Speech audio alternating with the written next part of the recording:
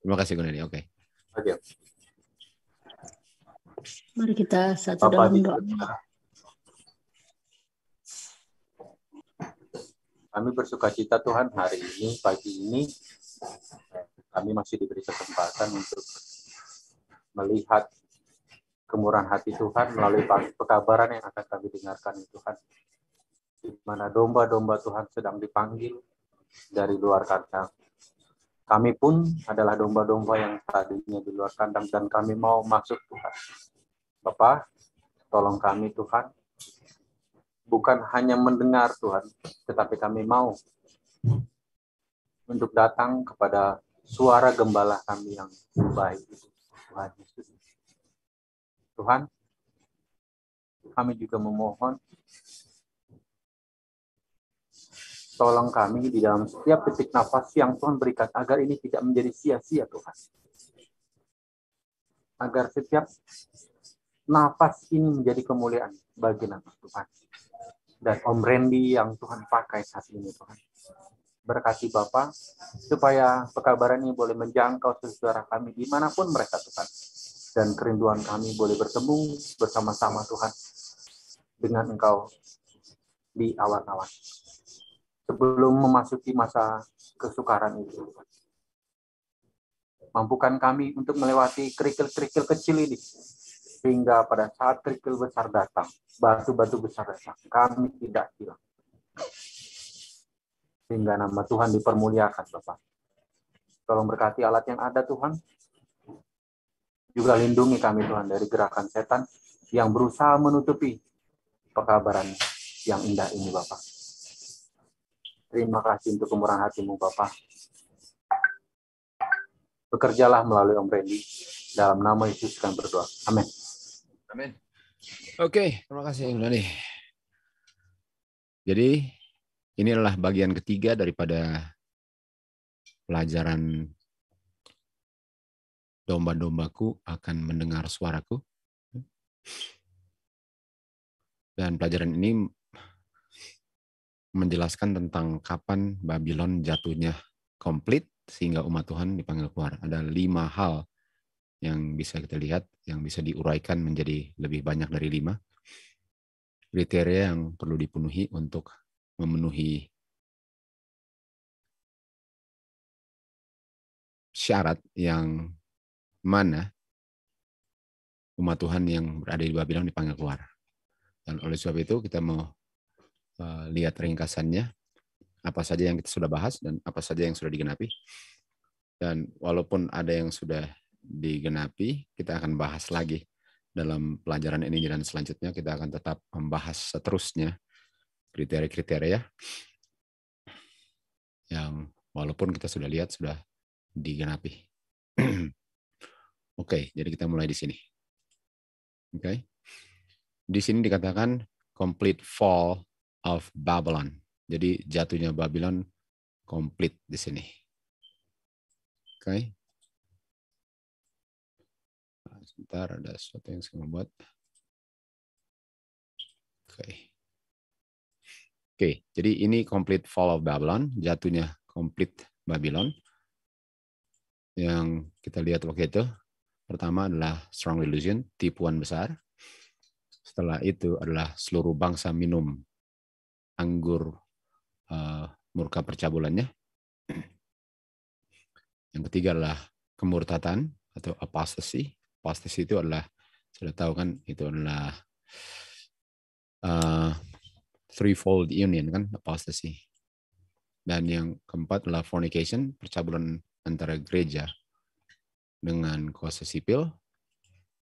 Dan berikutnya adalah rich, dosanya sudah mencapai surga atau dia punya cawan sudah penuh, cawan kejahatan, cawan iniquity. Dan kita sudah lihat inilah informasi dari strong delusion digenapi. Okay. Think, spiritualism, witchcraft, sorcery, yaitu pharmakia, dan necromancy.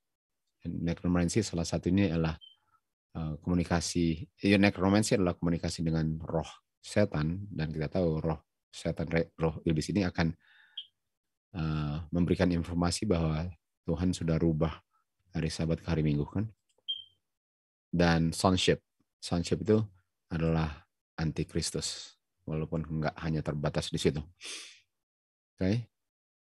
Dan yang kedua, kita bisa lihat bahwa apostasy ini threefold union. Dan kita lihat ada pegangan tangan antara Protestantism dengan Roman power dan dengan spiritualism. Jadi termasuk di strong delusion ya kan. Karena semua terjadi di situ. Dan itu terjadinya September 2015 di Hall of Congress. Gabungan daripada Senate dengan House of Representatives. Dan itu adalah Judgment Day. Hari ini kita akan belajar tentang Judgment Day. Itu adalah Judgment Day.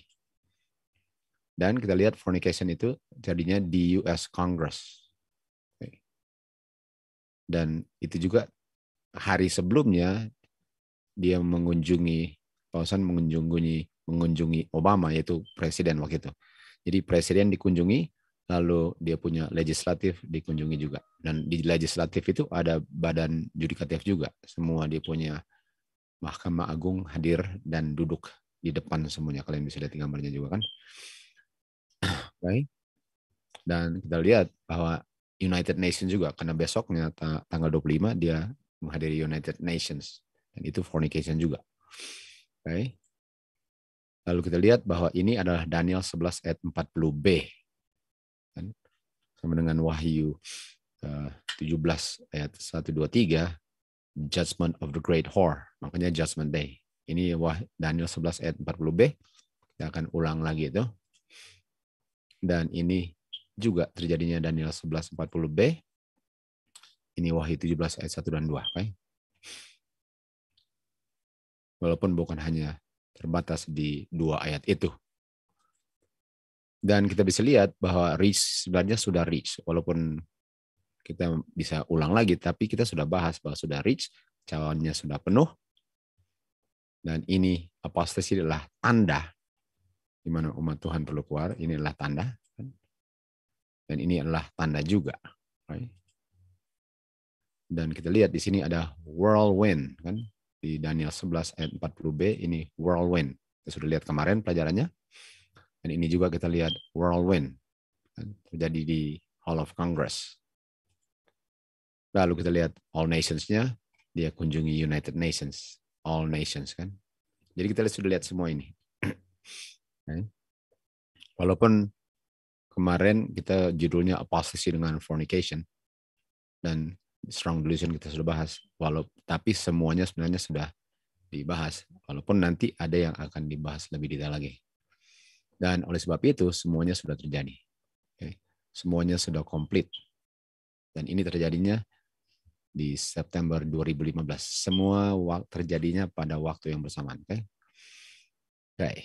Nah, saya mau tekankan tentang ada satu hal yang saya mau tekankan di sini. Ini reach, ini kata reach. Kata reach ini complete fall of Babylon kan. Nah, kita tahu bahwa ini reach kan. Reach cup full, cawannya penuh. Reach. Yang kita lihat tadi kan di sini. Ini reach. Saya mau fokus di bagian reach-nya atau sudah mencapai titik penuhnya. Reach, cawannya penuh. Dan itu menunjukkan complete fall of Babylon. Itu Wahyu 18 ayat 5. Dan reach ini ada hubungan dengan strong delusion. Salah satunya adalah son of God, bukan son of God kan. Jadi dia ada hubungan. Artinya kalau sudah reach, artinya strong delusion sudah reach fall. Dan kita tahu juga ini strong delusion, all nations deceive. Wahyu 18:23. Ini all nations deluded. Deluded adalah deceive kan. All nations. Jadi dia ada hubungan juga dengan reach kan, dengan complete fall. Lalu kita lihat juga di sini ada hubungannya juga dengan threefold union di Congress. Jadi ini semua hubungan dengan reach. Kita bisa lihat bahwa semua mencapai reach. Dan apostasy juga kita lihat ada hubungannya. Apostasy hubungan Congress kan. Dan kita lihat juga United Nations dengan fornication kan, sama-sama connect dan dia sama-sama apostasy. Jadi kita bisa lihat bahwa semua ini ada hubungannya dengan reach, dan reach inilah yang membuat komplit jatuhnya Babylon. Okay? Jadi inilah gambarannya. Jadi sebenarnya pada waktu yang sama, karena Tuhan berikan tandanya cuma satu. Tuhan nggak berikan tanda yang terjadi dalam waktu yang berbeda. Tuhan kasih pada hari judgment, di hari judgment day. Dan kalau Tuhan kasihnya di judgment day, nggak bisa ini semua ini terjadinya penuhnya pada waktu yang berbeda. Bisa saja waktu dia memenuhi cawannya, beda-beda ya. Tapi waktu penuhnya, waktu ini sampai maksimalnya, semuanya terjadi di sini. Oke, sekarang kita lihat ya. Kita lihat ini reach. Nabi mengatakan, saya melihat malaikat yang lain turun dari surga, memiliki kuasa yang besar, dan bumi diterangi dengan kemuliaannya. Wahyu 18 ayat 1. Lalu ayat 2 dikatakan, dan dia berseru dengan suara yang keras, dan berkata, Babylon sudah jatuh, sudah jatuh. Itu ayat 2. Dan dia loncat ke ayat 4, dan mendengar suara dari surga berkata, keluarlah daripada Babylon, my people. Kan? Lalu ayat 5 dibilang, karena. Jadi kenapa keluar? Kenapa keluar? Karena sudah jatuh. Kenapa keluar? Karena dosanya sudah reach. Artinya karena jatuh itu disebabkan dosanya sudah reach, itu sebabnya keluar. Karena dosanya atau cawan iniquity-nya sudah full, sudah mencapai surga. Kan? Dan Tuhan telah ingat kejahatan-kejahatannya. Lalu pertanyaannya, kapan dosanya reach sampai ke surga? Jawabannya, waktu hukum Tuhan akhirnya ditiadakan oleh badan legislation. Kita tahu, Paus datangnya ke badan legislation, kan? Congress, kan? Dia datangnya ke badan legislation.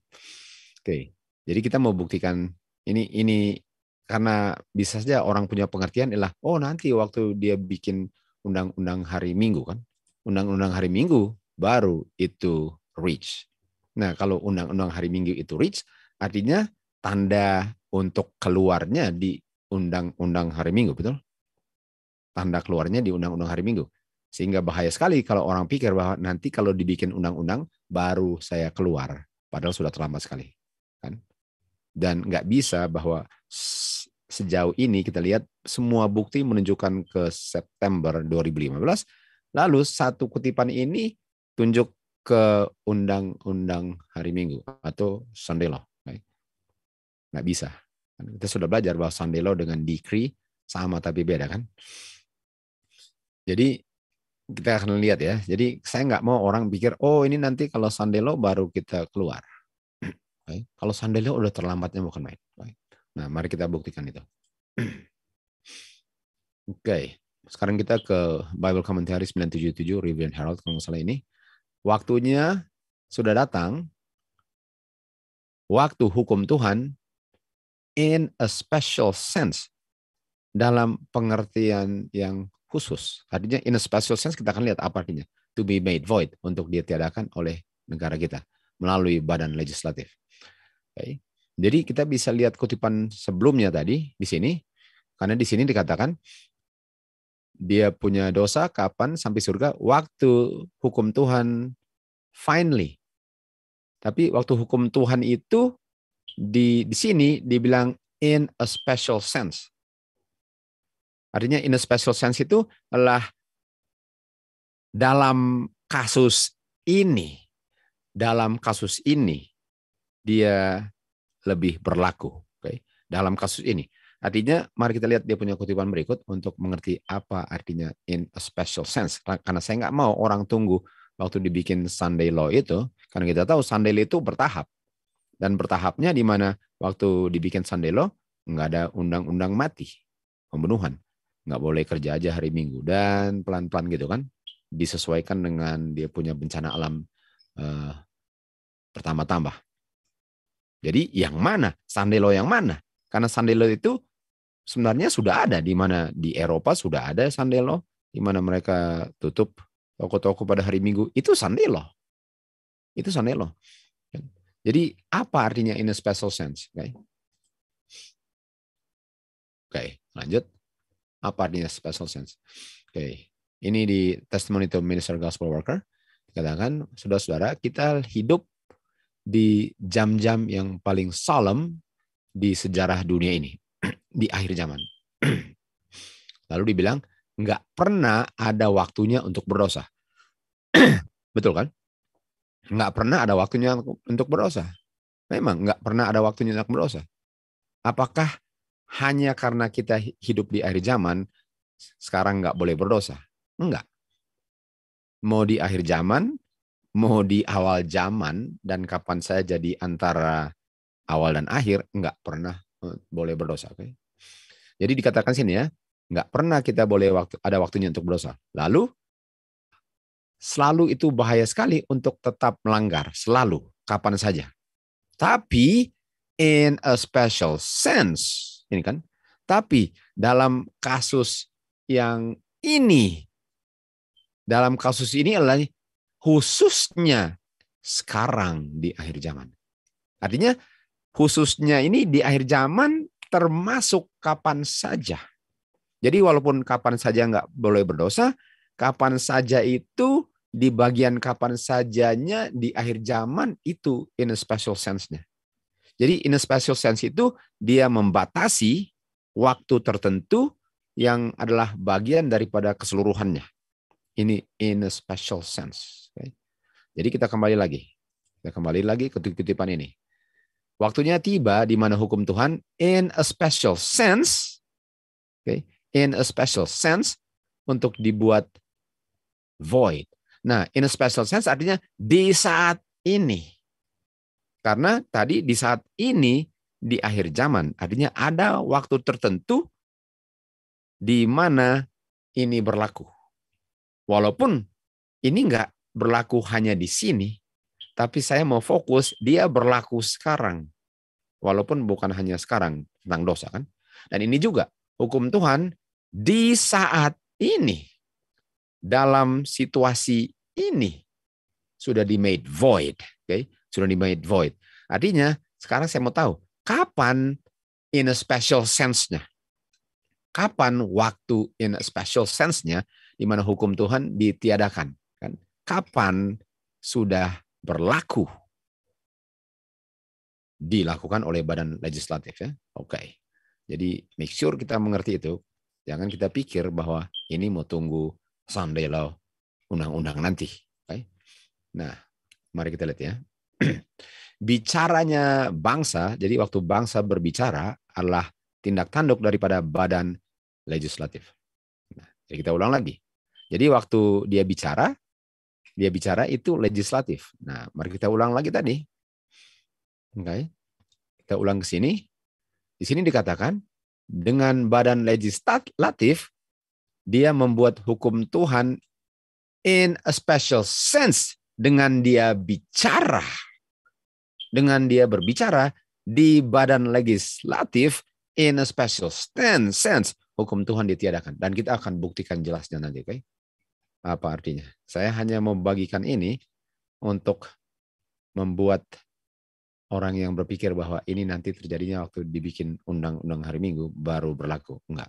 Karena semua bukti sudah buktikan terjadinya di September 2015, nggak bisa salah satunya nanti. Nggak bisa.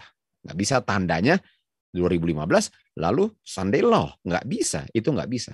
Tuhan punya tanda pada waktu yang sudah di-appointed dan nggak bisa tercerai-berai di beberapa tempat atau waktu yang berbeda. Oke. Jadi di legislatif ada yang bicara, oke? Ada yang bicara kan? Di badan legislatif ada yang bicara, speaking, legislatif.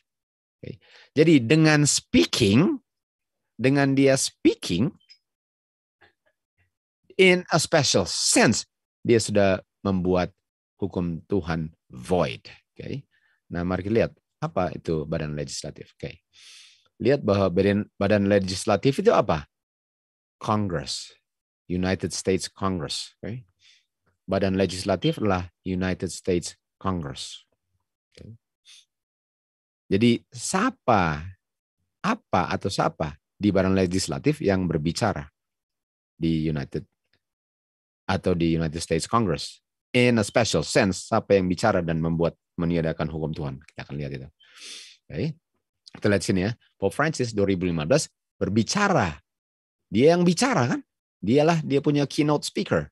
2015 speech ke US Congress. Oke.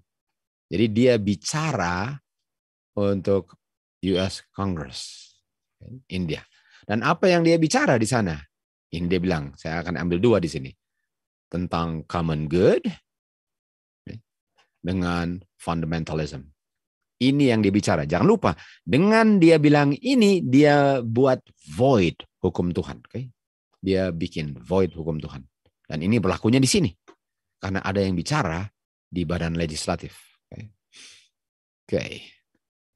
Dan kalian lihat ya, 2 orang di belakang sedang protes atau sedang tepuk tangan? Sedang setuju. Oke. Mari kita lihat selanjutnya. Oke. Jadi salah satu yang dia bicarakan adalah apa? Fundamentalism. Nanti kita lihat common good. Oke. Mari lihat fundamentalism. Fundamentalism adalah gini ya. Gerakan abad ke-20 Protestantism.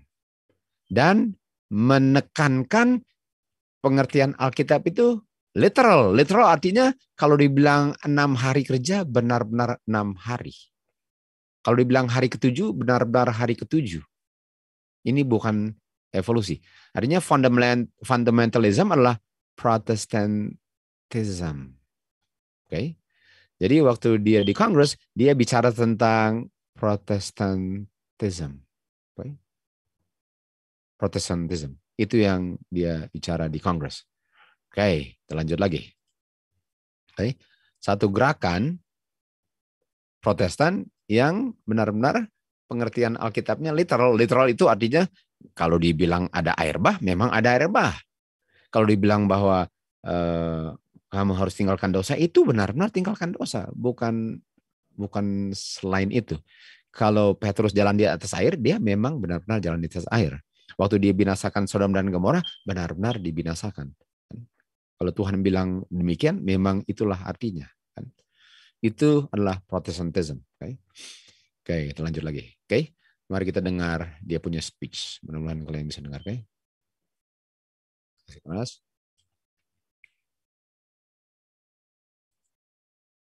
We must be especially attentive to every type of fundamentalism, whether religious or of any other kind.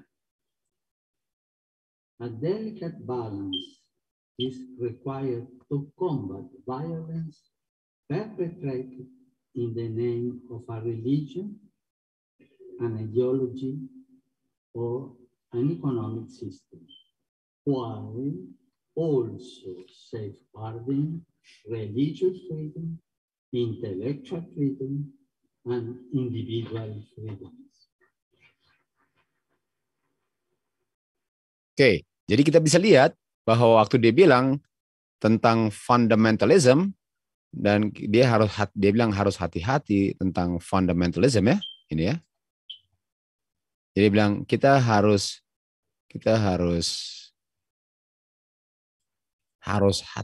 perhatikan baik-baik ya. Kita harus perhatikan sekali ini gerakan-gerakan fundamentalism. Lalu di ujungnya Kongres apa? Apa yang terjadi di ujungnya? Tepuk tangan. Artinya setuju. Okay? Nah, ini Kongres ini berdasarkan prinsip-prinsip Protestantism. Okay? Okay. Kita lanjut lagi. Okay? Oke, kita lihat di sini ya. Dia bilang COVID melalui satu kejahatan yang kita semua alami sama-sama, kita menemukan satu common good. Kita tahu kan? Jadi Protestantism itu dia bicara kita harus hati-hati terhadap orang-orang Protestan yang memegang prinsip-prinsip Protestan. Bukankah Protestan itu lari dari Eropa dan dikejar oleh dia punya serpent yang mau kasih keluar dia punya air dari mulutnya kan? Ini dia. Kita harus hati-hati. Dan badan-badan legislatif yang menjaga konstitusi yang berdasarkan Protestantism semua tepuk tangan. Jadi apakah waktu tepuk tangan kita tahu bahwa sistem Protestantism dan Republicanism yang dilambangkan domba bukan naga sudah setuju bahwa ini bukan negara domba lagi. Domba apa? Hukum Tuhan. Bisa lihat itu ya. Nah, kita lihat ya. Dia bilang di sini bahwa common good. Jadi common good itu artinya kita punya kebutuhan bersama-sama lah. Kita harus bangun, kita punya bumi ini sesuai dengan kebutuhan kita sama-sama. Common good. Sama dengan waktu Kayafas bilang, kita harus singkirkan kita harus singkirkan ini Tuhan Yesus ini untuk kebaikan bangsa kita. Untuk common good Israel, kita harus salibkan Tuhan Yesus. Jadi dia bilang common good ini ialah kita mau membangun masa depan yang lebih sehat lah. Nggak ada penyakit-penyakit itu kan. Itu dia. Nah, ini adalah salah satu daripada yang dibicarakan kan selain fundamentalism. Dan yang saya mau tekankan ialah bagaimana waktu dia buat ini, dia sedang meniadakan hukum Tuhan. In a special sense. Okay? Ini dia. Jadi ini kan, tadi kan kita lihat di sini bahwa mau membangun, building a healthier future. Membangun. Jadi kita lihat kata bangun. Apa ini? Build back better. Build back better. Jadi kita mau membangun lagi, tapi sekarang mau lebih baik dari sebelumnya. Okay? Jadi Biden menjanjikan bahwa dia akan bangun kembali negara ini sehingga lebih baik lagi.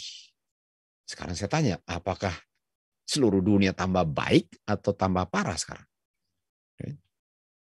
Jadi salah satu yang dibicarakan adalah kita mau membangun lagi berdasarkan common good. Okay? Berdasarkan common good, kita akan build back better. Okay? Okay. Lalu salah satu yang dia kejar apa? Build back better-nya berdasarkan apa? Iklim. Jadi mari lihat ya, dia sedang bicara di Congress, dia sedang bicara tentang ini common good, build back better, ada hubungan dengan iklim, krisis iklim kan? Nah, apa tentang krisis iklim? Kita lihat di sebelah kiri. Saya percaya Kanada bisa build back better. Kan? Lalu di sini build back better. Ini United Church in Australia, Assembly. Gereja bilang, build back better. Biden, build back better. Zamboanga, build back better. Ini dia baru resign kan? Dia punya Prime Minister. Tiba-tiba hilang namanya. Dia bilang apa? Build back better. Ini dia. Kan? Ini semua membangun. Mereka mau membangun ini common good. Ini common good. Okay? Dan apa hubungannya dengan hukum Tuhan ditiadakan di sini? Ini common good. Nah, ini dia. Build back better. Okay? Semuanya build back better. Lalu di sini build back better with unions. Kita tahu misalnya bilang bahaya dengan unions kan? Tenaga kerja itu. Lalu ini build back better. Semua sudah disesuaikan build back better. Dan build back better itu B-nya kalau B kecil apa? Kalau B besar, B. Kalau B-nya kecil apa? Kayak 6 kan? 6. Build back better. Jadi waktu dia sedang bicara di Kongres, dia sedang bicara di badan legislatif, di mana di situ ada Senate dan House of Representatives kan, membuat hukum berdasarkan Protestantism, okay? Berdasarkan kebebasan beragama, kebebasan untuk berbicara dan berbakti, semua itu kan, itu berdasarkan kebebasan yang Tuhan berikan kan, itu hukum Tuhan.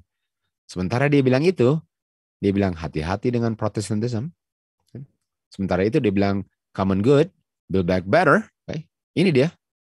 Apakah mereka sedang build back better sesuai dengan Tuhan punya rencana? Enggak. Okay? Ini. Tower Babel dulu kan. Dulu hancur kan. Dulu Babel jatuh kan. Sudah jatuh dulu. Apakah sekarang di European Union mereka sedang build back better? Artinya yang di build back better apa? Babylon kan.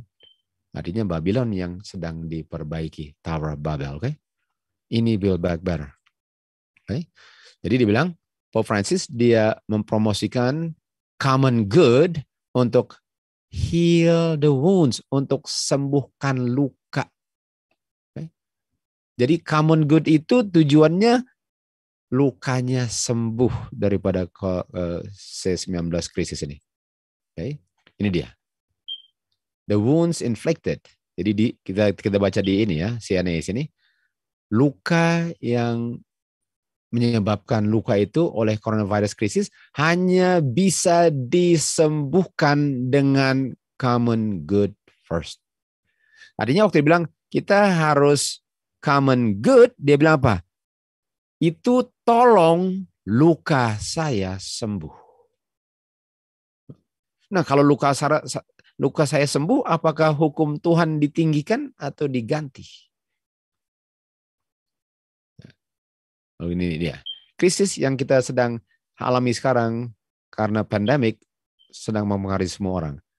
Kita akan keluar dari krisis ini untuk better, lebih baik. Kalau kita semua sama-sama mencari common good together. Artinya kalau kita semua bisa menyembuhkan luka parah yang mematikan itu.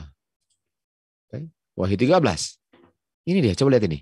Dan saya melihat salah satu dari 10 kepalanya wounded. Wounded kan? Wound. Dan woundednya apa? Heal. Dan seluruh bangsa atau all nations. United Nations kan? All nations. Semua bersatu.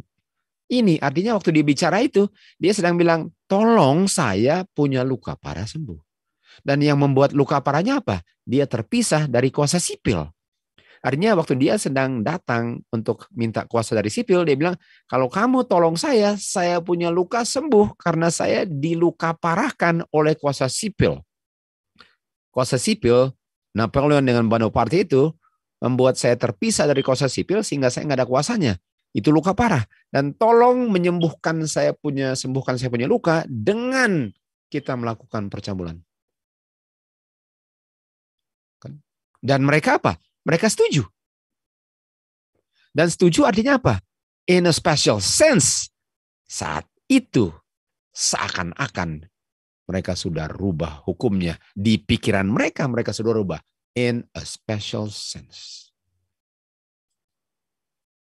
Trade unions promotes common good. Pope Francis bilang ya. Trade unions ini tenaga buruh kan.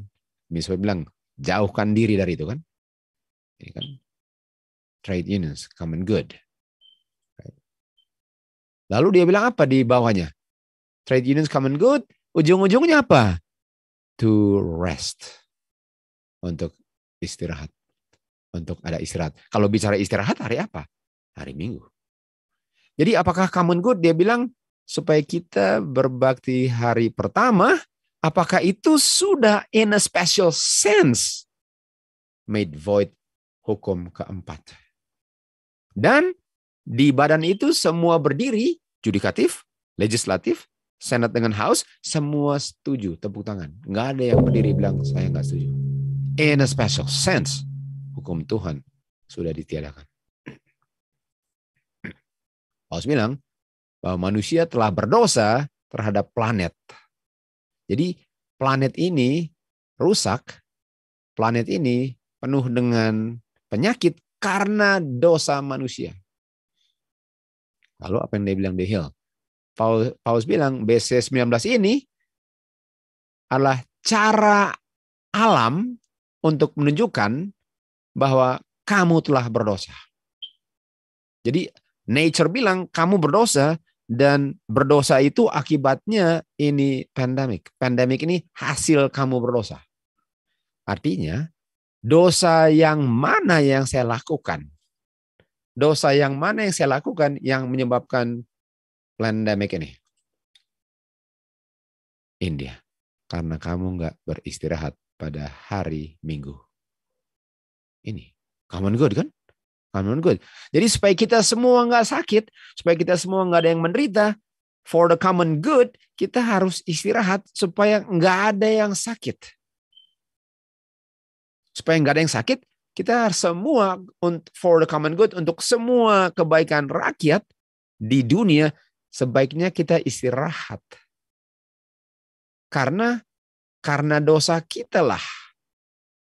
Nah, kita tahu akan ada orang yang tidak mau istirahat dan disebabkan adalah pemberontak sama dengan Elia, ya kan? Apakah kamu penyebab bencana alam ini? Bisa lihat? Nah, mari lihat ya, ini dia punya Laudato Si. Dia bilang apa? Bumi, kita punya rumah, bumi tempat tinggal kita, sudah kelihatannya seperti tumpukan sampah. Laudato Si bilang, kita harus menjaga, care untuk kita punya common home. Common good kan? Kita punya common home. Kita harus care untuk common home. Lalu dibilang apa? Hari Minggu, di mana kita berpartisipasi dalam kita punya Eucharist, di mana makan sama dengan dia punya komunion kan, ada kepentingan yang khusus. Hari Minggu, seperti orang Yahudi punya hari Sabat itu, walaupun kita hari Minggu, mereka hari Sabat, adalah hari yang menyembuhkan. Nah, kalau menyembuhkan artinya kita sekarang sedang apa? Sedang luka parah. Artinya hari Minggu itu yang menyembuhkan hubungan kita dengan Bapa, dengan satu dengan lain, dan dengan bumi ini. Hari Minggu adalah hari kebangkitan. Hari penciptaan baru lagi. Kita harus membangun sesuatu yang baru berdasarkan hari Minggu untuk kebaikan seluruh dunia. Itu dia bilang di Kongres. Dan banyak orang nggak ngerti itu. Dan hari Minggu adalah manusia punya istirahat kekal di dalam Bapa. Kalau dibilang sini, hukum istirahat mingguan ini, di Alkitab bilang kamu nggak boleh berbakti hari ke-7. Hari ke-7, betul, hari ke-7 benar. Kamu harus istirahat dan di-refresh. Istirahat ini, senternya apa? Di Eucharist. Dan Eucharist apa? Hari Minggu. Artinya kita harus istirahat pada hari Minggu supaya bumi kita yang sekarang sedang menderita hasil dosa tidak istirahat kita pada hari Minggu bisa disembuhkan kembali. Bisa di-heal luka parahnya. Ini dia. Jadi ini yang sudah dibilang waktu itu. Lihat ya. Hari Minggu adalah kita punya tanda otoritas. Gereja di atas Alkitab. Dan perubahan hari Sabat ini bukti bahwa kita punya tanda itu. Artinya kita ada otoritas untuk rubah. Buktinya kita bisa rubah.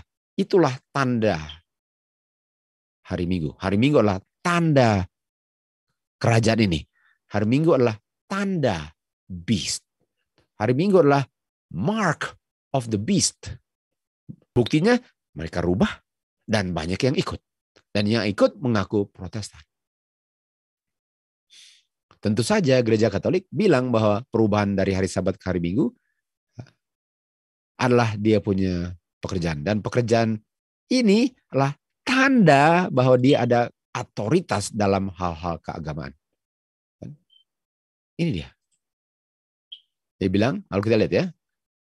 Apa bukti kamu bahwa gereja ada kuasa untuk membuat feast dengan holy days? Jadi sekarang Anda tanya, apa kuasa kamu untuk bikin feast dengan holy convocation? Nah, jawabannya, dengan saya merubah hari Sabat ke hari Minggu, Protestan izinkan, dan oleh sebab itu mereka bertentangan dengan diri mereka sendiri dengan memelihara hari yang kita rubah.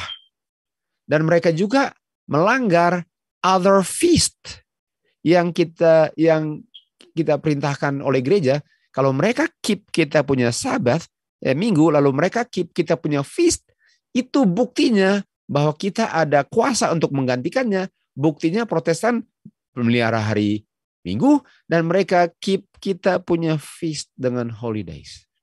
Kalau jawabannya, apakah kamu ada cara lain untuk membuktikan bahwa gereja ada power untuk institute?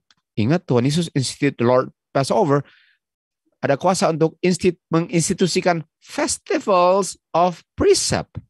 Dia bilang, kalau dia nggak ada kuasanya, dia nggak bisa lakukan semua yang badan agama sekarang setuju dengan dia.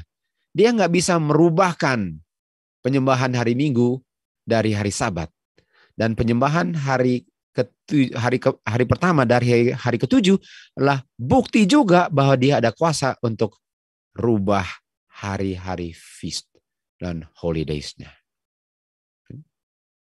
Jadi apakah dia rubah feast dengan rubah hari Sabat? Dia rubah. Daniel 7 ayat 5. Dia pikir, kita tahu nih kata pikir, kita tahu kan? Dia pikir dia merubah dua hal yang dirubah. Waktu dan hukum. Kita tahu hukum 10 hukum. Apa waktunya? Waktunya adalah H2166. Apa yang dia rubah di dia punya times? Dan kalau kita lihat 2166, times adalah musim. Dan musim ini ada 2165. Dia rubah season dengan hukum. Di 2165 dia bilang apa? Bagi segala hal ada waktunya, appointed time-nya, ada season-nya. Dalam segala hal, bagi segala hal ada musimnya, ada waktunya. Ada waktunya untuk menabur, ada waktunya untuk menuai, dan seterusnya. Artinya ada appointed time-nya. Ada waktu yang ditetapkan untuk segala-galanya. 2165. Mari kita lihat di Kejadian 1:14. Tuhan menciptakan terang di langit, dan salah satunya adalah bintang, matahari, dan bulan. Dan itu adalah untuk tanda, untuk musim, untuk hari dan tahun. Ini musimnya keluar lagi. Dan ini musimnya sekarang H4150. Jadi waktu dia rubah times, dia rubah season untuk bikin sesuatu. Dia rubah waktu yang ditetapkan untuk bikin sesuatu. Apa itu seasons yang dia rubah? Seasons yang dia rubah adalah apa?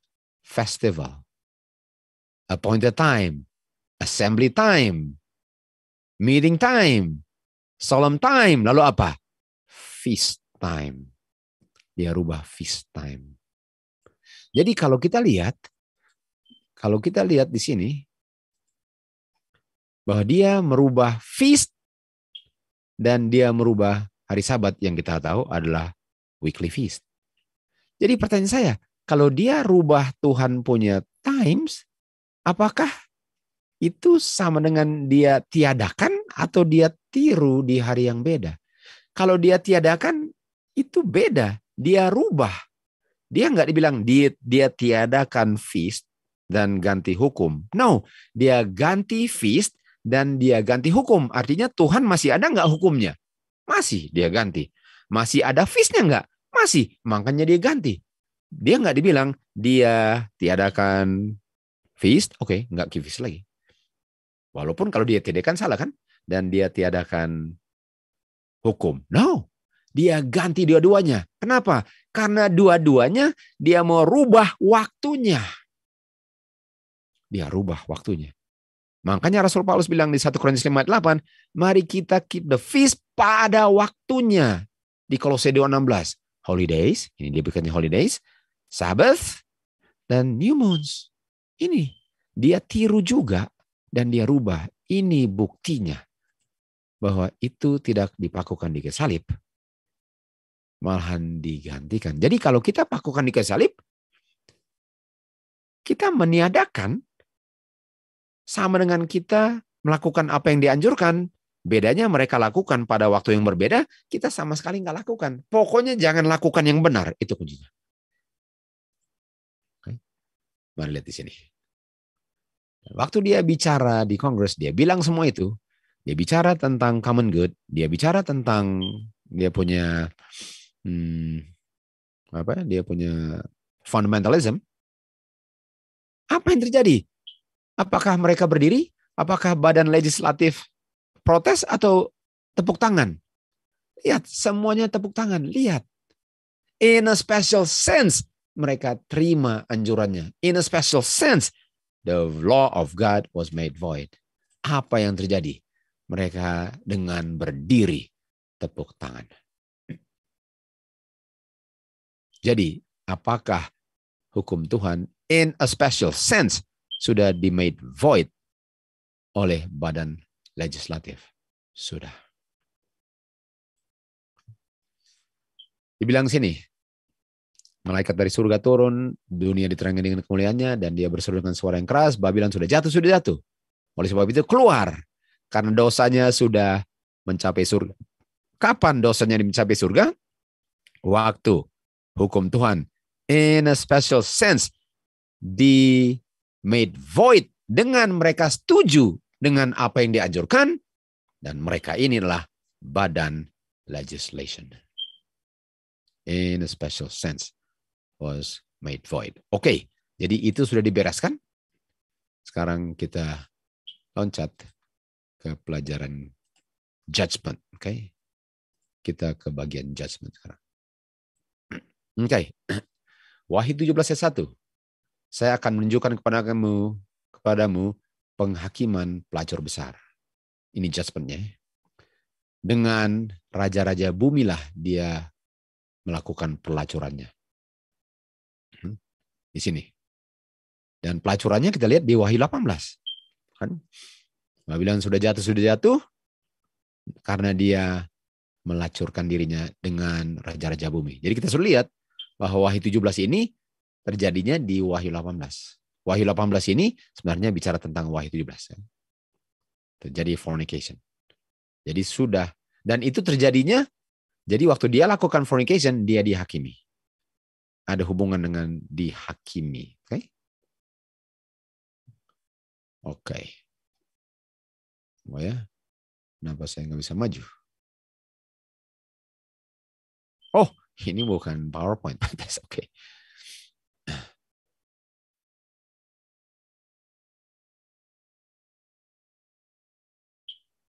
Oke. Mari kita lanjut. Oke. Lalu karena sudah fornication, umat Tuhan dipanggil keluar karena dosanya sudah reach. Reach kapan? Waktu badan legislatif in a special sense made void the law of God. Jadi sudah reach. Jadi kita tahu ini semua satu paket. Nah, Wahyu 18 menunjukkan kepada waktu di mana karena mereka tolak malaikat pertama, kedua, ketiga, gereja sudah fully reach dengan penuh mencapai kondisi yang dibilang malaikat kedua. Dan umat Tuhan di Babylon harus berpisah dari Babylon. Dan mereka yang sudah terima strong illusion, yang believe a lie, kan, sudah ada di situ kan. Mereka sudah strong illusion. Dan umat Tuhan di Babylon harus dipanggil keluar. Come out of our my people. Dan ini terjadinya waktu pelacur ini dihakimi. Hakimi. Nah, dihakimi itu bukan berarti sudah dieksekusi hasil penghakimannya. Ini dia punya verdict. Verdict artinya pernyataan salahnya, tapi belum di-execute. Belum executive judgment. Jadi kita lihat berdasarkan kemarin Daniel 11 ayat berapa penghakiman daripada pelacur. Walaupun kita sudah isi kemarin kan. Dan kita tahu ini Daniel 11 ayat 40b. Wahyu 18 ayat 1-5 ini terjadinya. Threefold union apostasy. Strong illusion. Ini semua terjadi. Setelah itu Daniel 12:1, close of probation, lalu 7 last plagues. Ini semua urutannya. Jadi setelah Daniel 11, Daniel 12. Dan 11-nya mulai di 40b sampai Daniel 12. Oke, mari kita lanjut.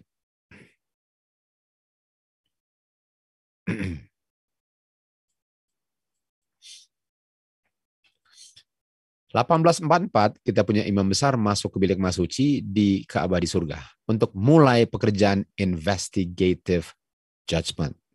1844. Kasus orang mati yang benar sudah diperiksa di hadapan Tuhan. Orang mati ya. Waktu pekerjaannya selesai, orang yang hidup akan dihakimi. Dan dalam dia punya, saya belum kasih lihat ya. Oke.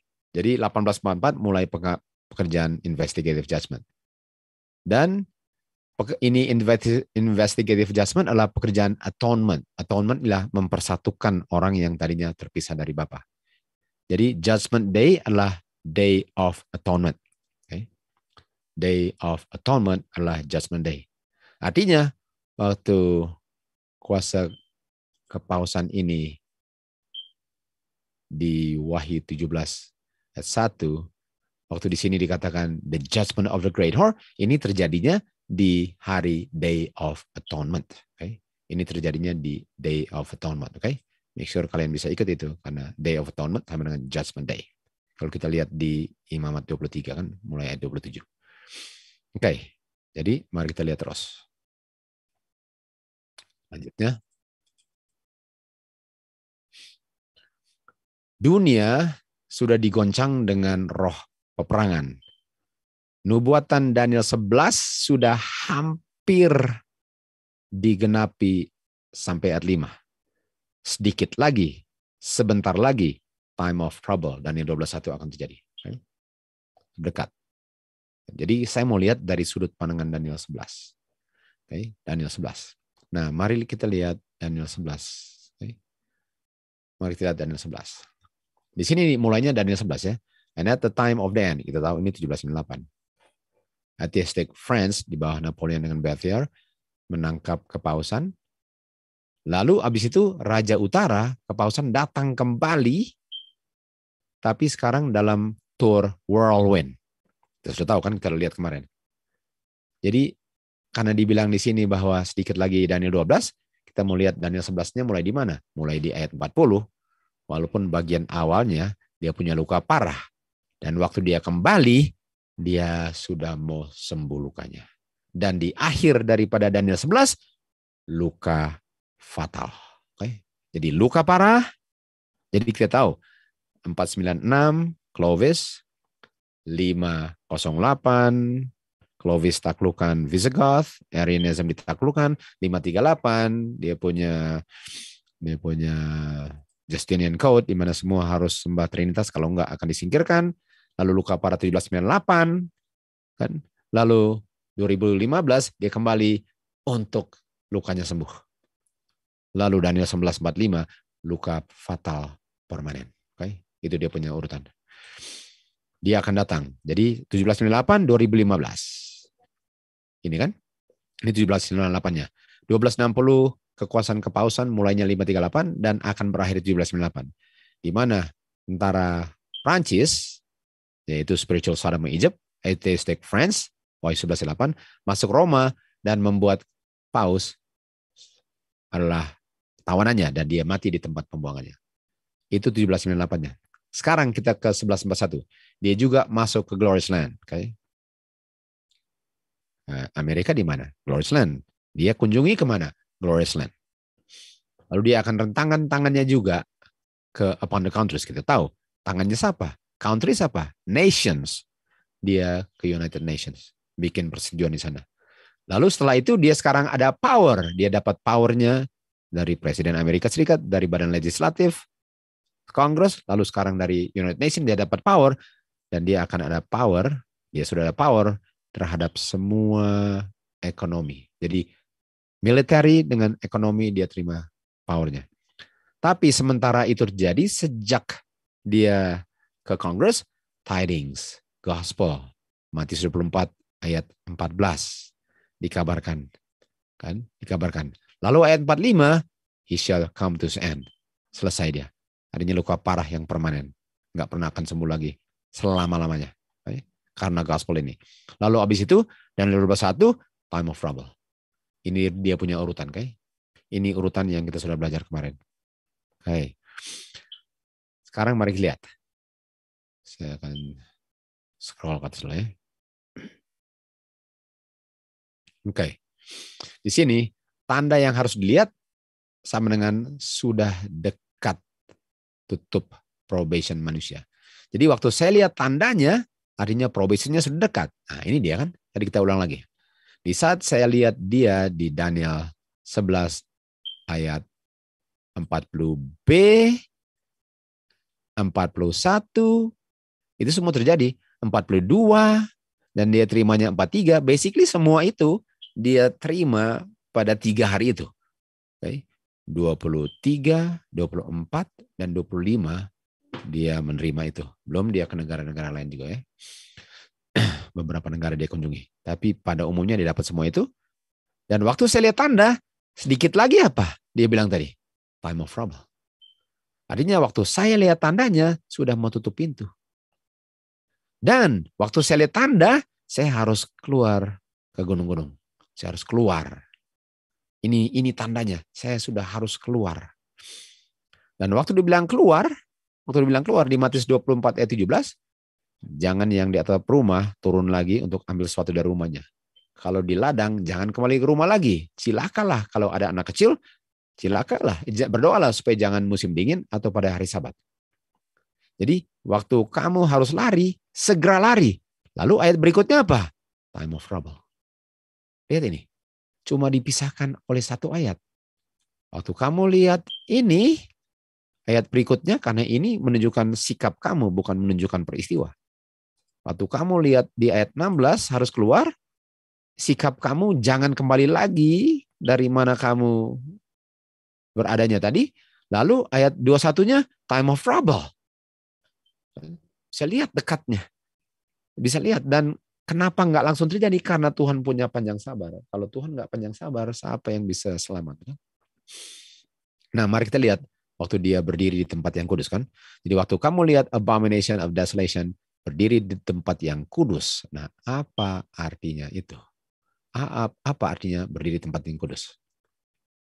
Okay. Bangun-bangun. Nah, ini kita punya lagu kan, Gedi. Bangun-bangun, oh Zion, kenakan jubah yang indah. Oh Jerusalem. Jerusalem apa? Holy city. Jerusalem itu holy. Waktu dia berdiri di holy. Waktu dia berdiri mengelilingi, Sestius mengelilingi holy. Dan kita tahu Jerusalem holy, dan di situ ada holy place. Dia punya Ka'bah kan, dia punya sanctuary, holy place.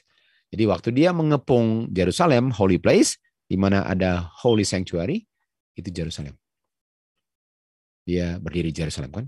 Ini Sestius 66 AD. Terlanjut di Great Controversy 457, sejarah Israel kuno sama pengalaman mereka dengan Advent, badan Advent. Di mana waktu Tuhan menuntun Advent, gerakan ini keluar dari masa kegelapan 1260, dia juga membawa umat Israel keluar dari Mesir. Artinya Mesir sama dengan 1260. Mesir sama dengan masa kegelapan. Nah, sekarang saya tanya, Israel dibawanya kemana? Ke Jerusalem Holy City. Yang keluar dari kegelapan dibawanya kemana? Ke Amerika Serikat. Amerika Serikat kan? Dan kita tahu Amerika Serikat dia punya ibu kota apa? Washington DC. Washington DC. Jadi holy place-nya di mana? Washington DC. Lalu kalian akan tanya, apanya dari Washington DC yang membuat holy? Nah, yang membuat holy daripada Jerusalem adalah dia punya holy place. Holy place. Dia punya sanctuary. Apanya yang membuat holy dari Washington DC? Okay. Kebetulan saya lahirnya di Washington DC. Walaupun enggak sih, Tacoma Park di sampingnya. Tapi di Washington DC. Okay. Ngomong-ngomong, oke. Dua tanduk seperti domba. Okay. Domba menunjukkan muda, innocence, artinya nggak tahu dosa, dan lemah lembut. Dan ini karakter Amerika Serikat. Domba. Kalau domba apa? Tuhan Yesus domba apa? Holy atau unholy? Holy. Tapi kita akan lihat lagi ya. Dan ditunjukkan di sini, dia mulai muncul sejak 1798. Artinya karena Paus punya luka parah, Amerika muncul. Wahyu 13:11, betul? Dan dari orang-orang yang lari ke Amerika untuk mendapatkan kebebasan beragama dan enggak didikte oleh imam-imam di sana, dan penekanan dan penindasan kerajaan di sana, mereka membuat satu government atau pemerintahan yang fondasinya berdasarkan civil state dengan religious liberty. Artinya pisah antara church and state. Sama-sama ada, tapi enggak bergabung dia. Enggak bergabung. Nggak ada salahnya untuk gereja bilang apa maunya, tapi nggak boleh gereja menggunakan kuasa sipil untuk menjalankan dia punya undang-undang. Itu nggak boleh. Boleh ada sama-sama, tapi nggak boleh commit fornication. Dan di deklarasi kebebasan Amerika ini kan, dikatakan bahwa manusia diciptakan sama semua. Semua ada hak memilih kan. Diberikan kebebasan untuk memilih dan mencari kesenangan sesuai dengan masing-masing punya kehendak. Dan konstitusi memberikan kebebasan untuk rakyat untuk bisa memerintah dirinya sendiri. Artinya orang-orang yang dikirim di pemerintahan adalah orang-orang yang memerintah untuk menegakkan hukum sesuai dengan apa yang diinginkan oleh rakyat berdasarkan konstitusi. Artinya pemerintah itu nggak bisa buat undang-undang yang bertentangan dengan konstitusi.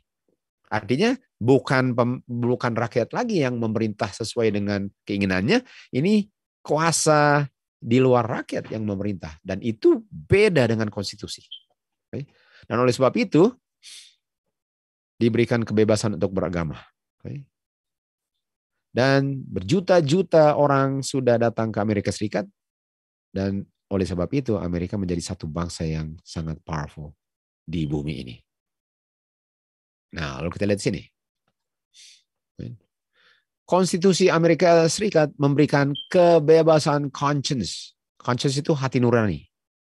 Dan kebebasan memilih ini kita tahu kan, power of choice ini, kebebasan conscious artinya apa yang saya pikir dalam ini bebas. Saya punya kebebasan untuk pilih mau bikin apa, itu adalah kebebasan. Dan nggak ada yang lebih berharga dengan lebih dasar daripada kebebasan hati nurani untuk pilih apa yang saya mau pilih. Sama dengan Hawa pilih untuk berdosa. Itu diizinkan karena dia menggunakan hak pilihnya. Walaupun konsekuensinya sangat berat. Kan? Jadi konstitusi memberikan liberty of conscience. Okay. Lalu apa yang kita lihat di sini? Paus ke-9 dia bilang bahwa ini liberty of conscience ini adalah salah, doktrin yang salah. Paus ke-9 bilang, tahun 1854. Dan liberty of conscience ini adalah satu kesalahan pestilential. Pestilential itu kayak pest, kayak nyamuk gitu. Contoh lah ya. Kayak satu kesalahan yang bukan main salahnya. Dari semua yang salah, ini salah sekali. Paus bilang nggak boleh orang-orang di Amerika ini diberikan kebebasan untuk memilih. Karena mereka menguasai zaman kegelapan dengan mereka yang pilih. Bukan manusianya bebas memilih.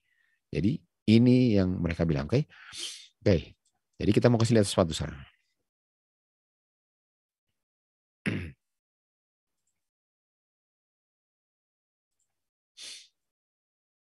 Oke, jadi kita sudah lihat tadi ini. Sekarang kita ke sini.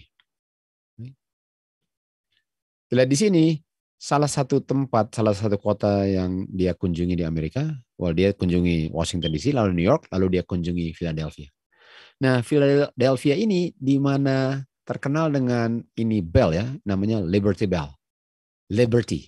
Dan Liberty Bell ini di sini mereka menandatangani ini surat-surat konstitusi ini ya, surat-surat penting Amerika, mereka datangnya ke sini. Dan ini bell ini adalah lambang daripada liberty of conscience.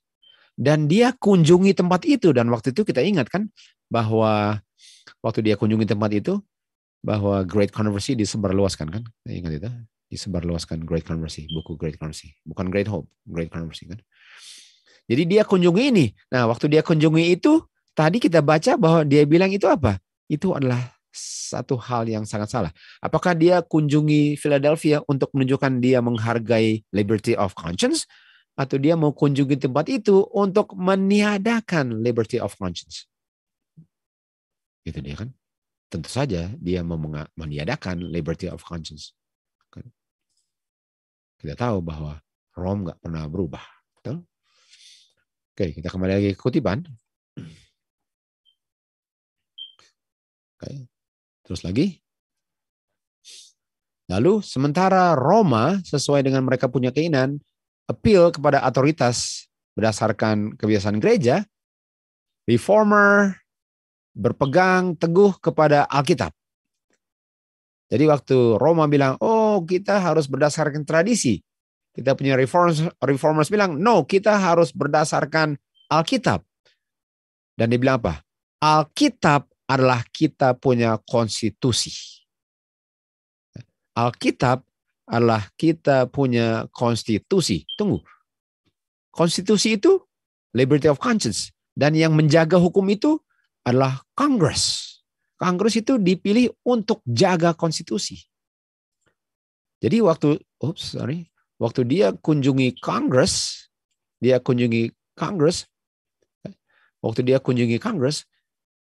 Kongres setuju dengan dia. Artinya kalau setuju dengan dia, artinya mereka setuju untuk meniadakan konstitusi berdasarkan Alkitab, prinsip-prinsipnya. Dan Alkitab namanya apa? Apa nama Alkitab? Holy Bible. Alkitab namanya Holy Bible. Sama dengan Holy City, Holy Bible. Artinya apakah waktu dia datang ke Amerika Serikat, dia datang ke pusat daripada di mana badan hukum ini harus menjaga dan meninggikan konstitusi yang berdasarkan Holy Bible. Dan di situ dia injak tempat itu, dia injak dengan kakinya, dan dia injak konstitusi Amerika. Dia injak konstitusi yang berdasarkan Holy Bible. Dan konstitusi ini adalah church dengan state terpisah, dan ini adalah fundamental principle of the nation. Fundamental, Holy Bible. Bukankah Alkitab itu kita punya fundamental? Bukankah firman Tuhan sebagai anak Bapa itu kita punya fondasi gereja? Ini dia. Jadi waktu dia datang ke Amerika Serikat, dia berdiri di tempat yang kudus. Ini artinya di tempat badan legislatif yang menjaga konstitusi.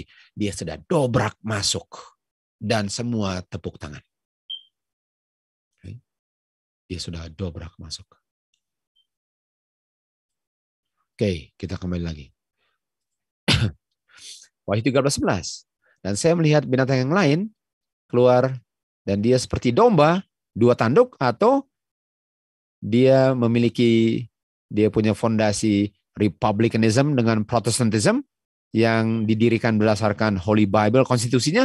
Lalu waktu dia bicara di Congress, lambangnya ya, in a special sense, waktu dia bicara di Congress, dia bicaranya seperti dragon. Nah, apa Washington DC? Kita lihat ya. Oh, generation of vipers. Bilang apa? Keluar dari hati kamu, diungkapkannya di mulut. Artinya, waktu kamu bicara, itu isi hati kamu. Jadi waktu kamu bicara di Congress, saya belum kasih lihat ya. Waktu kamu bicara di Congress, itu isi hati kamu. Jadi isi hati kamu diungkapkan waktu kamu berbicara. Nah ini lihat ya. Waktu kamu bicara itu badan legislatif. Dan kita sudah lihat kemarin bahwa kalau saya hadir dan berdiam diri, saya setuju. Dengan hadir, dengan sikap saya, dengan saya berdiam diri nggak protes, saya setuju. Malahan saya tepuk tangan. Artinya, Kongres setuju. Kalau setuju, artinya sama dengan Kongres bicara. Sebagaimana yang kepausan bicara, Kongres bicara. Isi hati Kongres diungkapkan dengan mereka tepuk tangan. Okay. Dengan mereka tepuk tangan, Kongres bicara setuju. Oke, kita lanjut. Oke, dan kita lihat bahwa keluar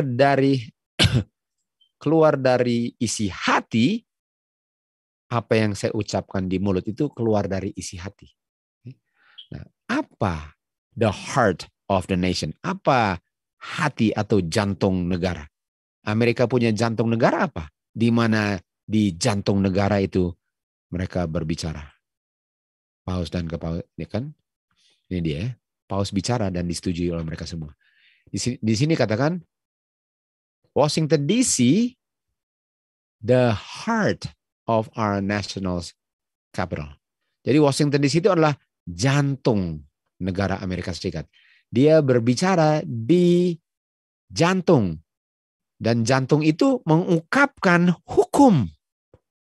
Jadi waktu dia bicara di jantung Amerika Serikat, di heart of the nation, yang keluar apa? Dia punya hukum. Dan waktu dia punya hukum keluar, Congress setuju. In a special sense, hukum Tuhan sudah diinjak-injak. Sudah diinjak-injak. Okay. Mari kita lihat di sini.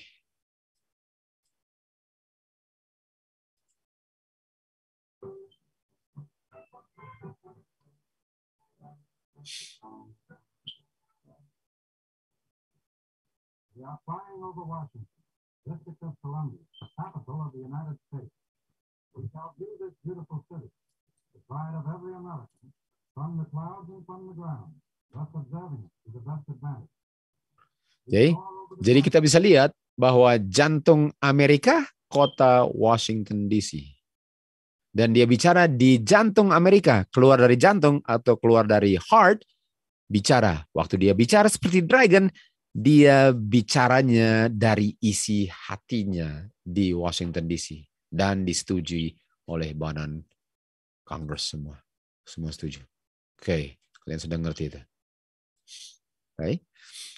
Jadi kita lihat di sini, di saat bangsa kita akan meniadakan prinsip-prinsip Alkitabiah, yaitu Protestantism, di saat bangsa kita meniadakan prinsip konstitusi, yaitu Holy Bible, Holy Principle daripada pemerintahannya untuk menjalankan undang-undang hari Minggu, di saat itu Protestantism bergandeng tangan 2015 dengan kepausan.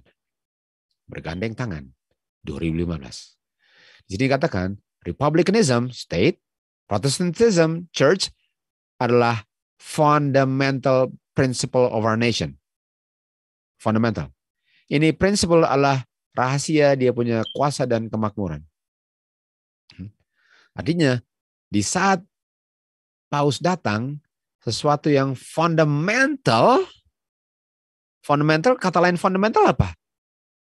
Fundamentalism, Protestantism. Dia bilang, kita harus hati-hati dengan fundamentalism. Kita harus hati-hati dengan konstitusi.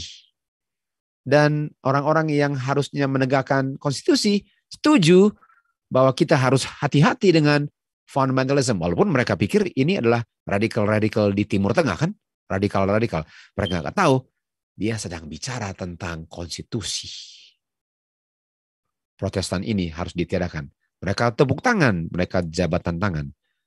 Sini, in a special sense, negara ini sudah meniadakan hukum Tuhan untuk menjalankan 10 hukum. Di sini kan? Dan karena prinsip ini, ribuan orang sudah datang ke tepi laut Amerika Serikat untuk mendapatkan kebebasan. Untuk mendapatkan kebebasan semuanya. Oke.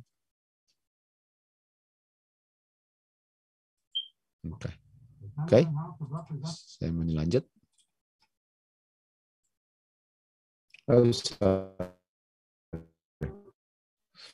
Lihat di sini.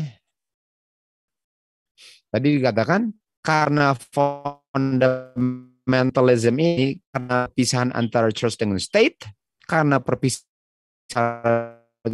orang ke tepi laut Amerika Serikat. Ini Jameson ya, dia bilang tujuan daripada perpisahan antara church dan state ialah untuk jaga dari kita punya pantai shores tumpah darah yang terjadi untuk berabad-abad di Eropa. Jadi supaya konstitusi ini supaya tidak ada tumpah darah seperti di Eropa. Itu sebabnya orang ke Amerika karena tumpah darahnya. Mereka ke tepi laut Amerika untuk bebas daripada penindasan di Eropa. Sekarang penindasnya sudah sampai ke Amerika Serikat. Dan orang-orang di Amerikanya, pembuat hukum sudah menyetujuinya. Artinya sedikit lagi ada tumpah darah. akan ada tumpah darah, terulang kembali. Sesuai dengan kita punya seal ke-5 kan, di mana harus ada yang mengenapi sebelum terjadi pembalasan terhadap pembunuhan umat Tuhan tanpa alasan. Oke, jadi ini sudah mulai terjadi, dan inilah sebabnya kita perlu untuk keluar dan tinggalkan. Kita harus mempersiapkan diri kita untuk menghadapi krisis yang besar sebelum Yesus datang. Nggak bisa kita tenang-tenang, lalu tunggu-tunggu tanda, walaupun kita nggak tahu apa tandanya. Dan karena nggak kita tahu, kita akan dibinasakan.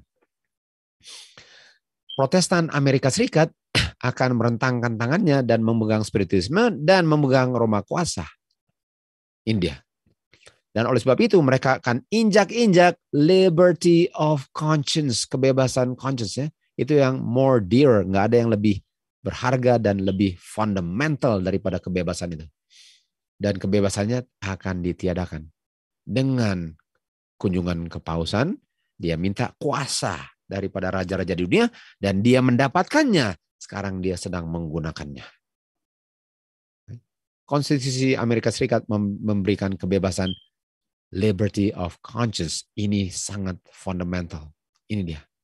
Dan ini sudah diambil. Bukankah sejak 9/11 kita punya kebebasan untuk naik kapal terbang dan semua itu harus cek segala macam, dari scan. Bukankah kita punya kebebasan itu? Kita singkirkan kebebasan hanya untuk bisa naik kapal terbang kan dulu. Dan lama-lama tambah parah. Lama-lama tambah parah. Oke, kita lanjut terus.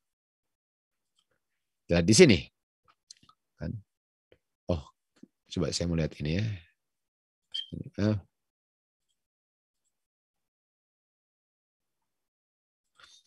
Oke. Kita ke berikutnya. Ini kan. Ini waktu dia rentangkan tangannya. Ini apostasinya. Ini dia punya apostasi waktu dia salaman tangan kan. Artinya kuasa Protestantisme sudah memberikan kuasanya kepada kuasa Roma. Nah, kita punya kebebasan kan, dibilang kebebasan tadi. Nah, saya mau kasih tunjuk lagi yang tadi. Ini dia. Di sini kita lihat bahwa kita punya liberty of conscience, kebebasan conscience. Kita punya kebebasan pilih. Kita punya kebebasan pilih itu mau diinjak-injak. Nah, mengenai kebebasan pilih diinjak-injak, lihat gambar ini. Biden bilang, singkirkan kamu punya kebebasan. Disuntiklah. Singkirkan kamu punya kebebasan. Nggak ada hak memilih. Kamu nggak ada kebebasan. Kamu harus disuntik.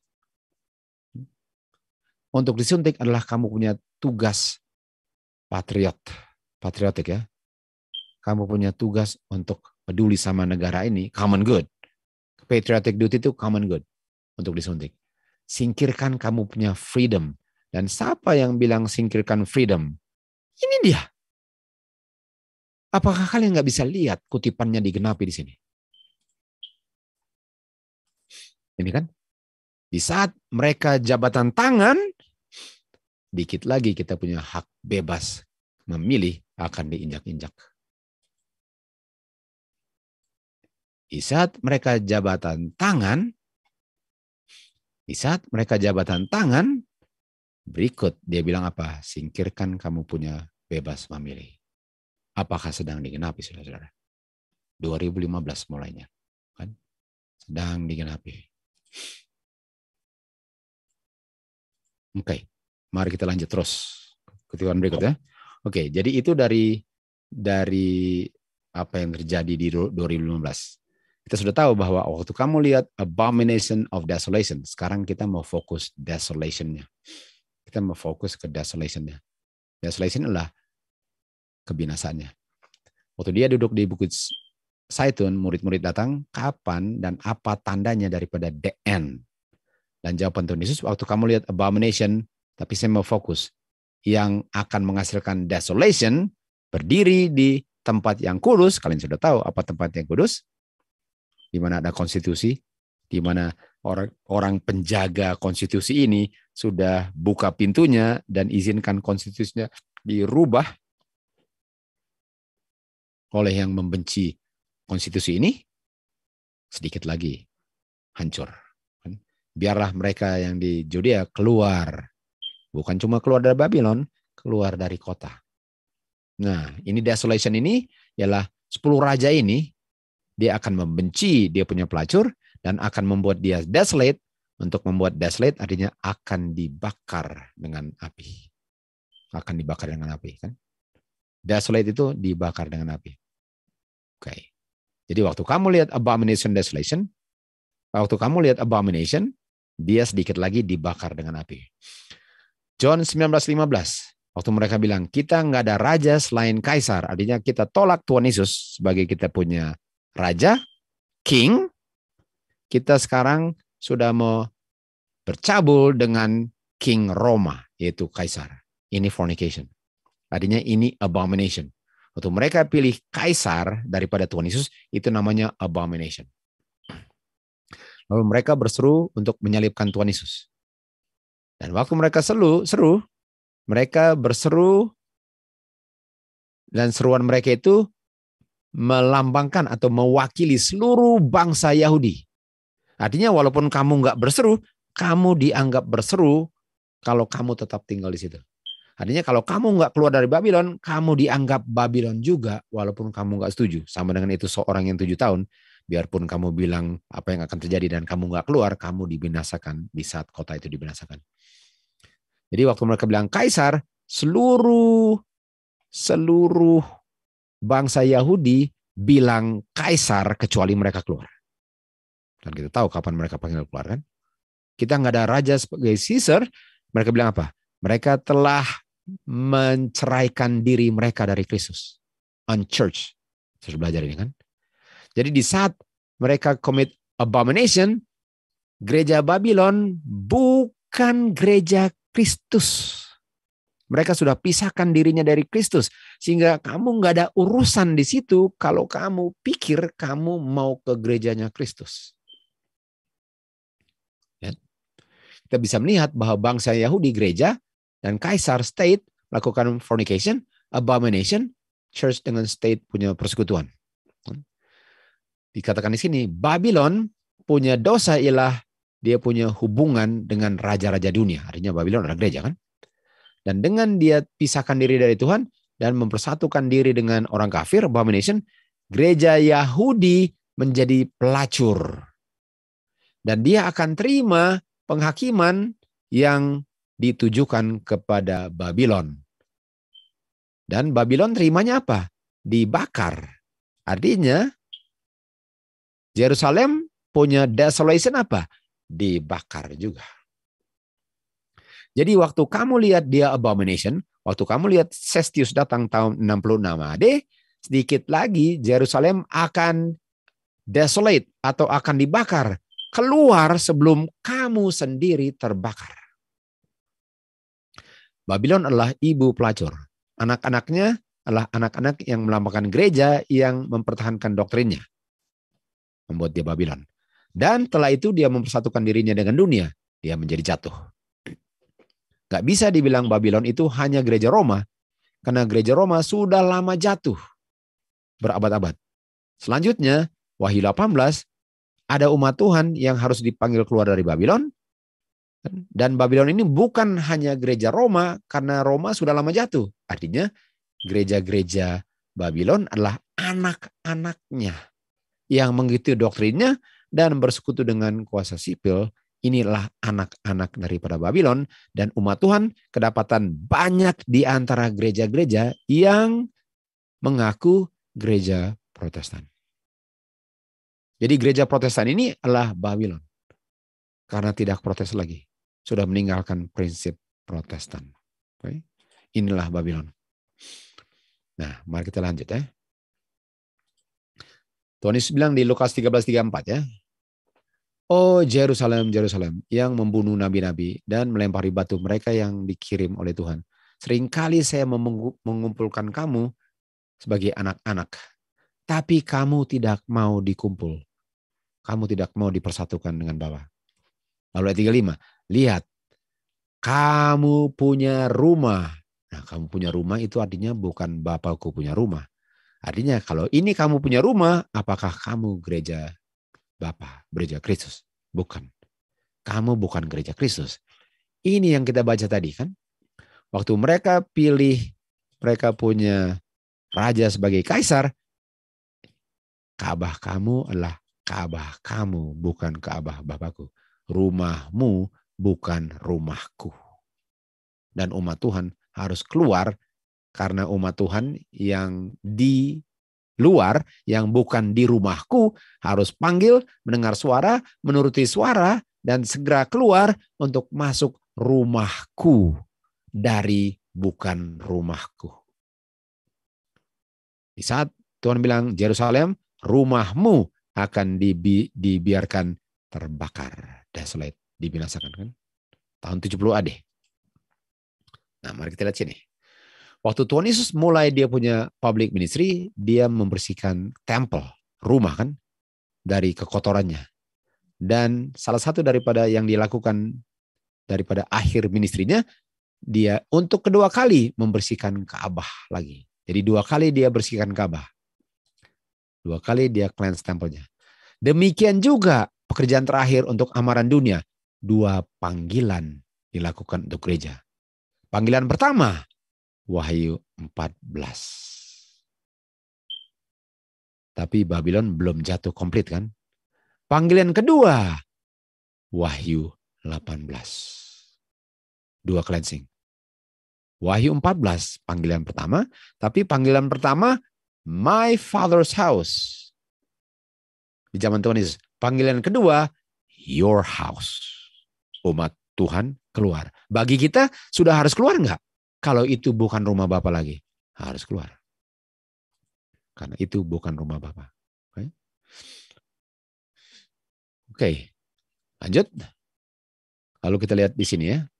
John 2:15. Waktu dia membuat tali dan dia usir mereka semua. Ayat 16. Ini waktu cleansing pertama. Dia bilang apa? Singkirkan semua ini. Jangan buat rumah Bapakku. Ini cleansing pertama.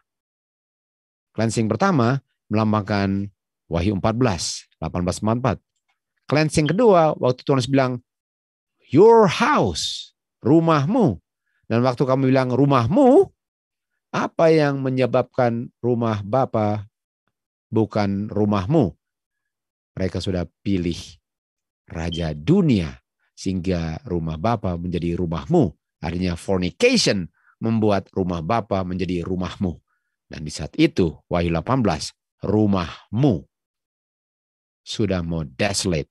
Ini bukan rumah Bapa lagi. Oke. Mari kita kasih tunjuk berikutnya.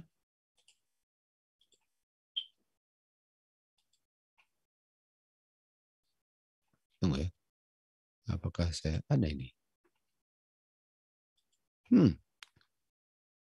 Kayaknya nggak ada dia punya. Oh, rupanya saya nggak bikin. Oke. Saya pikir saya ada bikin dia punya slide. Oke, enggak lah. Oke. Nggak apa-apa. Oke. Oh, ada. Sorry. Saya ingat. Enggak ya. Lihat. Cari dulu di mana dia. Dorong ke belakang dia. Nah, ini dia. Oke. Ini 2 cleansingnya. 2 kali cleansing. Ini my father's house. Matius 2:13-16. Ini masih my house. Babylon jatuh tapi belum komplit. Lalu berikutnya apa? Your house. Ini your house. Dan ini apa? House of representative yang bukan holy lagi. Komplit. Babylon jatuh. Ini your house. Padahal ini namanya apa? Ini bikinnya di House of Representative. Dan apakah mereka represent konstitusi? Enggak. Represent Holy Bible? Enggak. Your house is left unto you desolate. Oke? Oke. Kita mau balik lagi sini. Make sure kalian ngerti aja itu. Oke. Kita lanjut lagi. Kita akan lihat general destruction. Artinya kebinasaan yang diilustrasikannya. General destruction. Oke, Lukas 17:9. pada hari yang sama Lot keluar dari Sodom, lalu dia keluar ya, went out, dia keluar. Lalu api dan belerang membinasakan mereka semua. Desolation. Setelah mereka keluar. Dan apa yang terjadi karena desolation? Karena pria dengan pria. Pria dan pria itu di bawah apa? Di bawah fornication. Di bawah hukum fornication kan. Jadi di saat terjadi percabulan di Sodom, Sodom jatuh, tapi sebelum jatuh, Lot dan keluarganya dipanggil keluar, lalu turun api dari surga dan membinasakan mereka semua. Betul? Di saat kita lihat idolatrous standard of Roman, bendera Roma ditancapkan di sekitar tembok Holy Ground, Yerusalem, kan? Itu tandanya untuk tinggalkan kota itu. Dan waktu mereka melihat tandanya bisa dilihat dengan jelas, mereka yang harus lari nggak boleh menunda larinya. Di seluruh Yudea, Yerusalem juga, tanda untuk lari harus dengan segera ditaati, harus diikuti, jangan ditunda-tunda. Dan mereka nggak bisa hesitate. Hesitate artinya kayak mau apakah memang harus keluar atau enggak. Ya.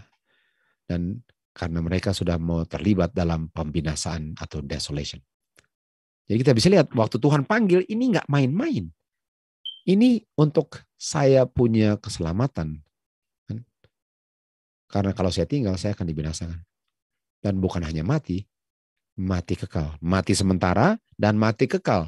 Kalau saya mati, belum tentu mati kekal. Tapi kalau mati dalam penurutan, dibangkitkan untuk mati kekal. Dan Tuhan Yesus, ini kutipan diambil, kita tahu kan. Ini Miss White kutipannya diambil dari Matius 24, 15, 21 kan. Oleh sebab itu kita lihat di sini. Tuhan Yesus keluar dan tinggalkan dia punya gedung. Tuhan Yesus keluar dan tinggalkan gedungnya. Nah kita tahu dia keluar dari bangunan dan bangunan bukan gereja. Tapi bangunan itu bukan gereja karena gereja itu kita tahu katedral itu bukan gereja.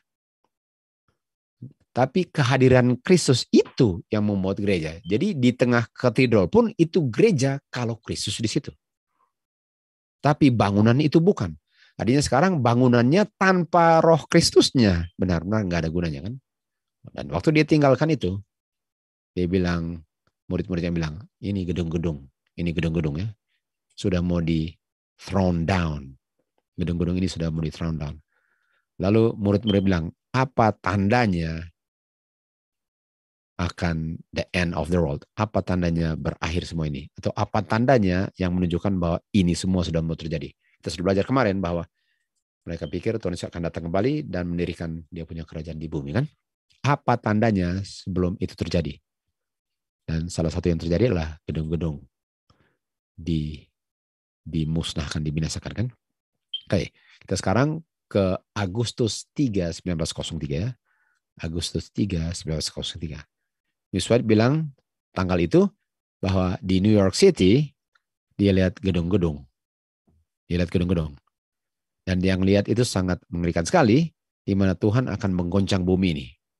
Dan waktu Tuhan menggoncang, waktu dia shake bumi ini, yang ada gedung-gedungnya, then artinya setelah itu, setelah gedung-gedung di New York digoncang, setelah itu digenapi Wahyu 18:1-3. September 2015 kan? 2015. Artinya ini gedung-gedung ini adalah yang terjadi sebelum September 2015. Kan? Seluruh buku Wahyu 18:1-3, 4-5-6, 24, jadi 1-2-3, 4 dan 5, 6-24, seluruh buku Wahyu 18 adalah cuplikan daripada apa yang akan terjadi. Okay. Apa yang terjadi? Seluruh buku Wahyu 18 cuplikan apa yang terjadi. Tapi sebelum Wahyu, Miss White bilang gedung ditumbangkan. Artinya sebelum buku Wahyu digenapi sebagai cuplikan apa yang akan terjadi selanjutnya, ada sesuatu yang terjadi sebelumnya. Ini ya. Jadi waktu Tuhan Yesus bilang ini gedung-gedung, ini akan terjadi sebelum tandanya. Kita lihat ya, tandanya kita tahu adalah Abomination of Desolation. Tandanya adalah September 2015. Tapi sebelum September 2015, ada gedung-gedung yang di thrown down. Jadi kita bisa lihat, semua Matius 24 menunjukkan itu semua. Karena tulisan Miss White dibilang bahwa gedung-gedung ini digoncang lalu 2015. Kita tahu digoncangnya September 2001.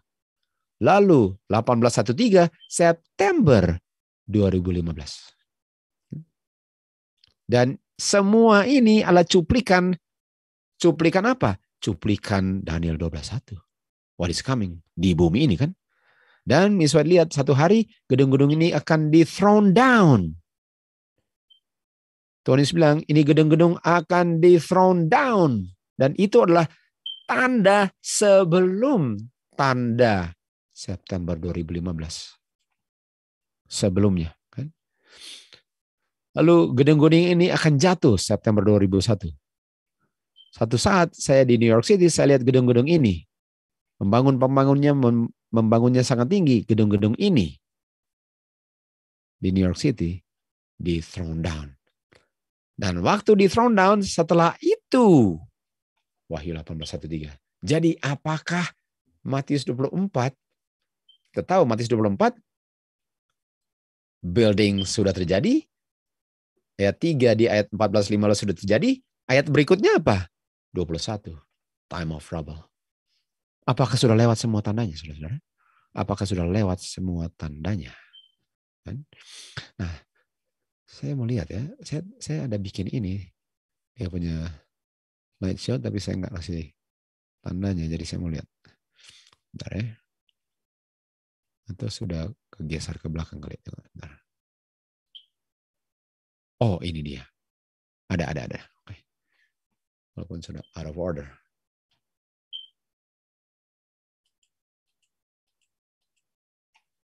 Oke. Ini dia. Yang kita lihat ini great buildings ya, ada api kan, api. Dan ini api melambangkan akhir zaman punya api. Time of trouble akan lebih parah dari ini. Karena ini adalah tanda yang mengungkapkan sesuatu yang lebih parah.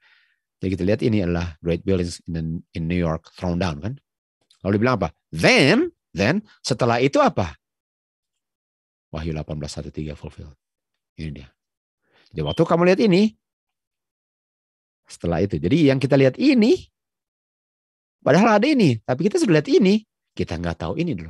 Dulu kita lihat kiri, kita nggak lihat kanan. Padahal Tuhan Yesus bilang, lihat kanan. Waktu lihat kanan, benar ya. Sudah terjadi sebelah kiri. Tuhan punya cara bekerja sesuai dengan kita punya kemampuan masing-masing. Betul? Tapi akhirnya kita lihat juga. Persis semuanya sesuai dengan apa yang sudah dinubuatkan. Oke. Menurut lagi. Cleansing. Ini kan. Ini dia. Dia bilang kan. Kita lihat. Waktu kamu lihat ini bendera ditancapkan di luar Yerusalem. Ini di PBB ini. Di samping tembok. Ini benderanya. Ini benderanya sudah ditancapkan di samping tembok juga. Ini bedanya di PBB. Waktu kamu lihat itu. Kamu tahu. Itulah abomination-nya, sedikit lagi kebinasaannya. Seperti ini kan. Kamu lihat ini sudah terjadi, berikutnya ini terjadi, dan di sini dia punya bendera ditancapkan besoknya tanggal 26 kan. Oke, kita kembali lagi. Oke.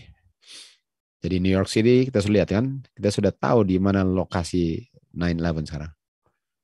Oke. Lalu kita lihat di sini. Setelah itu, jadi dibilang tadi kan, setelah kamu lihat, jadi waktu kamu lihat gedung, setelah itu kamu lihat September 2015. Waktu kamu lihat September 2001, setelah itu September 2015.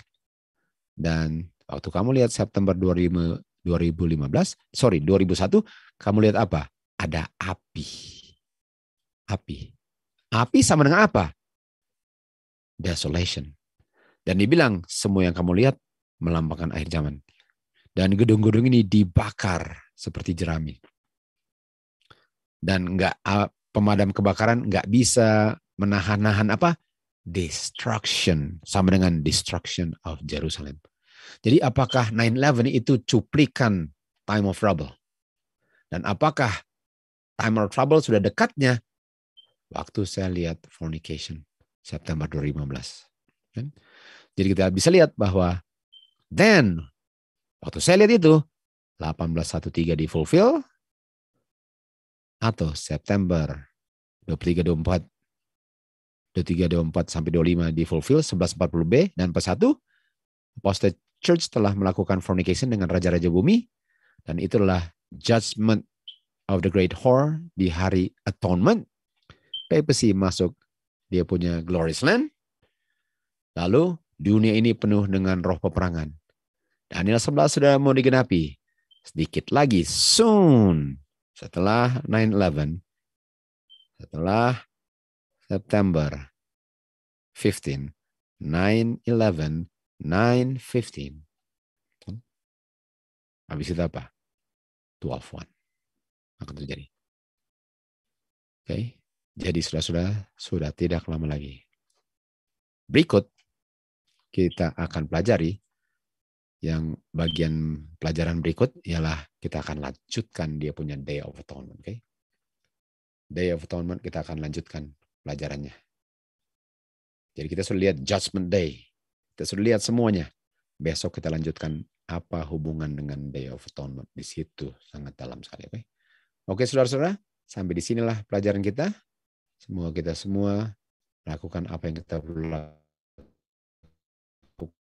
Kita tidak dibinasakan, kita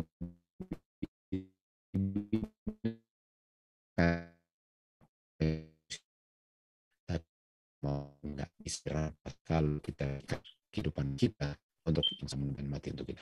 Sampai kita jumpa di pelajaran berikut.